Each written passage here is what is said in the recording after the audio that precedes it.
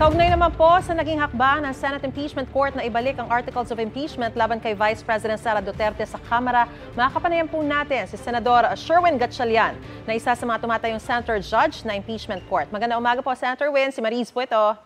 Magandang umaga, Mariz. Magandang umaga sa ating mga televiewers. Alright. Senator, una po sa lahat, kabilang po kayo sa 5 senador na hindi pumabor na ibalik ang Articles of Impeachment sa Kamara. Ano po ang naging batayan ng inyo pong desisyon? Mariz, unang-una, dapat maintindihan ng ating mga kababayan na hindi pa natin pinag-uusapan yung kaso mismo. Hindi pa natin pinag-uusapan kung guilty or not guilty yung akusado. Ang pinag-uusapan lang natin dito yung proseso.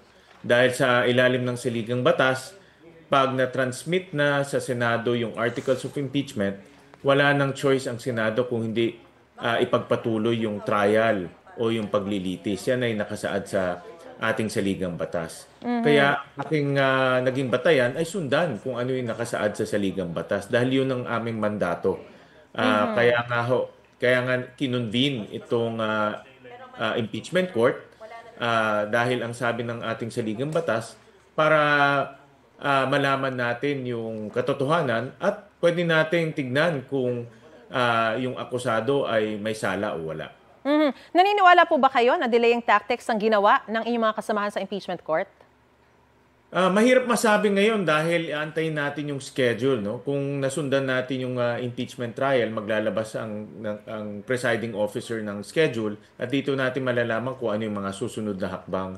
Pero ganun na nga, Mariz, no? Dahil may mga katanungan ng nasa isip ang ating mga kababayan, nagkaroon rin ng issue ng tiwala kung matutuloy ba o hindi itong impeachment.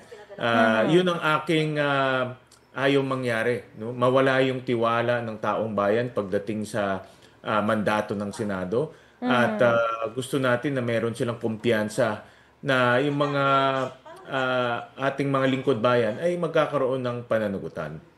Kasama po ni Vice President Sara ang mga kapwa nyo Senator Judges na sina Senador Amy Marcos at Senador Robin Padilla sa isa pong Independence Day event sa Malaysia po, no?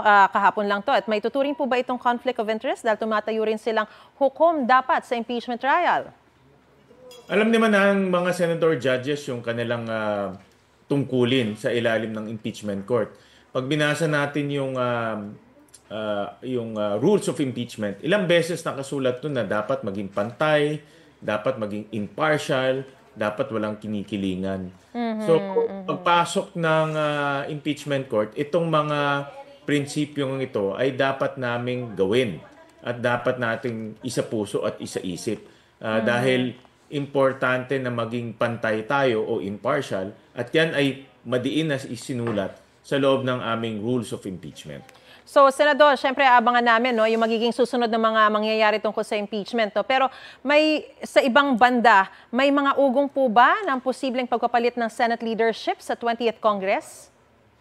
May mga pangalan na lumalabas. Alam naman natin si Senator Chis Escudero ay gusto ipagpatuloy yung kanyang pagiging Senate President. Si Senator Tito Soto ay gusto rin maging Senate President at wala pa namang may mga usap-usap pero wala pa namang tiyak kung sino ang magiging susunod na Senate President. Alright. Patuloy kami makikibalita sa inyo. Maraming salamat po, Senador Sherwin Gatchalian, sa inyo pong panahon. Magandang umaga po sa inyo. Maraming salamat.